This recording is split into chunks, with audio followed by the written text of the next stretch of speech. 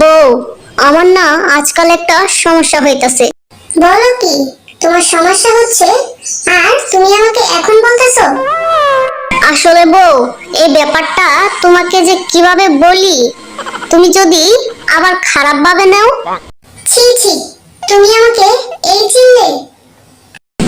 আসলে হচ্ছে কি বউ, গত 2 দিন ধরে আমি নিজের অজান্তে ডিম পেড়ে চলছি। তুমি কি আমার সাথে মজা করছো?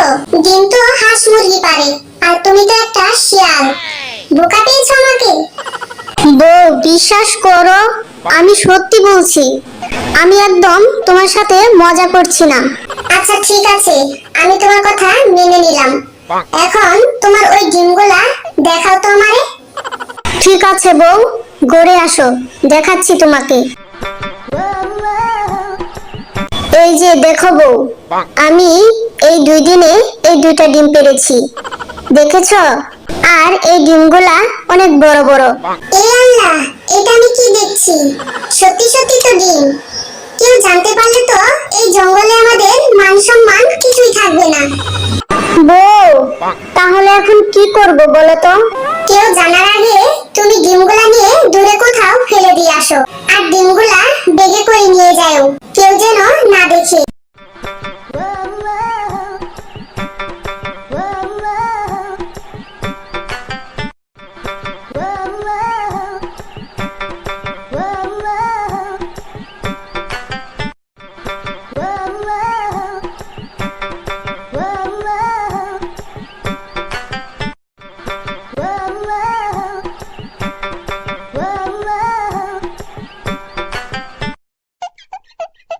বউ, ডিমগুলা অনেক দূরে ফেলে দিয়ে আসছি, কেউ জানতেও পারবে না।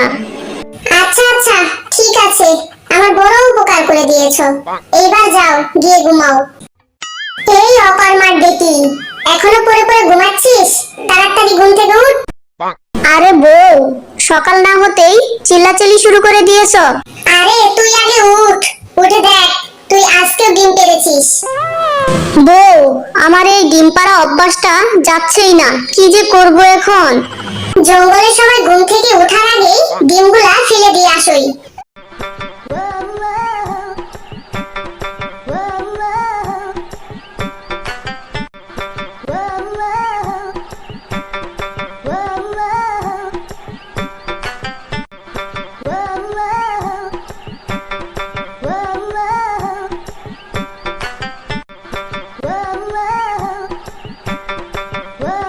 পরের দিন সকাল হলে দেখা যায় শিয়াল আবার ডিম পেড়েছে। এই, তুমি ঘুম থেকে উঠে দেখো তুমি আজকেও ডিম পেড়েছো। তোমার সমস্যা কি বলো তো? যাও, ডিমগুলা ফেলে দিয়ে আসো গা। এইরকম ভাবে তার অনেক দিন চলতে থাকে, আর সেই ডিমগুলা নিয়ে সে ফেলে দিয়ে আসে।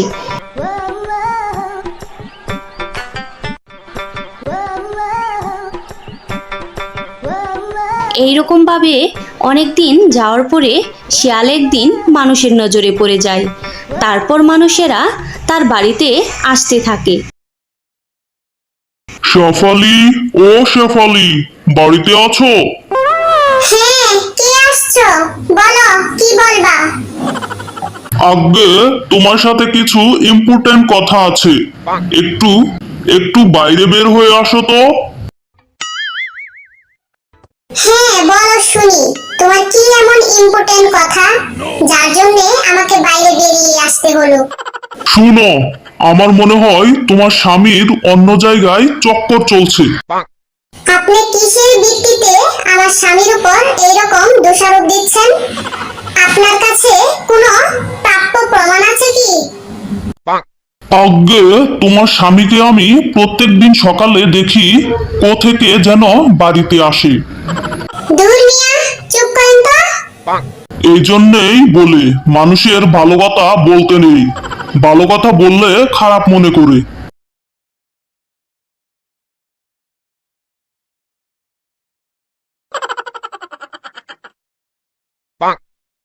এই শেফালি, তুমি বাড়িতে আছো? দেখ তেরি, এখন আবার কে এলো? হ্যাঁ, আছি। তোমার স্বামী কি এলাকায় চুরি ডাকাতি শুরু করে দিছে নাকি? ছি ছি, আমার স্বামী একজন অত্যন্ত ভদ্রলোক। আমার স্বামী কেন চুরি করতে যাবে? তাহলে দেখি যে তোমার স্বামী প্রত্যেক দিন সকালে কোত্থেকে যেন আসে। হ্যাঁ, কাহিনী কি? যেদিন হাতে নাতে ধরতে পারবো, দেখো ওই দিন টের পাবে। আরে জানতো এখান থেকে, আর নেক্সট টাইমে এইসব কথা বলতে আসবেন না।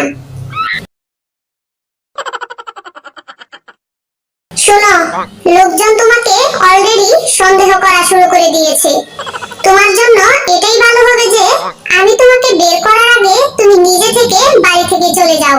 নিজের বউও শেষমেশ অপমান করলো, এটা ভেবে শিয়ালটা সেখান থেকে মন খারাপ করে চলে যায় বাড়ি থেকে। সেখান থেকে গিয়ে সে এক জঙ্গলের মধ্যে বসে থাকে। এই যে বাছা, আমি তোর সমস্যাটা সম্পর্কে জানি, কোনো চিন্তা করিস না। আপনি আমার ওই ডিম পাড়া বিষয়টা নিয়ে কথা বলছেন? হ্যাঁ বাছা, আমি ওইটা নিয়েই কথা বলছি। এখন বাবা আমি কি করব? আপনি আমাকে একটা বাঁচার পথ দেখিয়ে দেন। তাহলে শুন, এই সাধারণ বিষয়টা নিয়ে এত চিন্তার কি আছে? তুই যে ডিমগুলা পারিস, এইগুলা কয়েকদিন জমিয়ে তারপর নিয়ে বাজারে বিক্রি করে দিবি।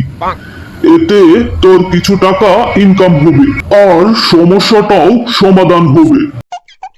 আরে সত্যি তো, আমি তো এভাবে কখনো ভেবে দেখিনি আগে। এই ডিম লাগবে, ডিম, বড় বড় ডিম, ফরেঞ্চ জাতের ডিম, একদম টাটকা আজকে পাড়া ডিম। এই ডিম লাগবে, ডিম বাইছালন, বড় বড় ডিম, এই ডিম লাগবে, ডিম। শিয়ালটি এইভাবে প্রত্যেক দিন তার জমানো ডিমগুলা বাজারে নিয়ে বিক্রি করে দেয়। এইভাবে তার ব্যবসার মধ্যে অনেক উন্নতি হয়।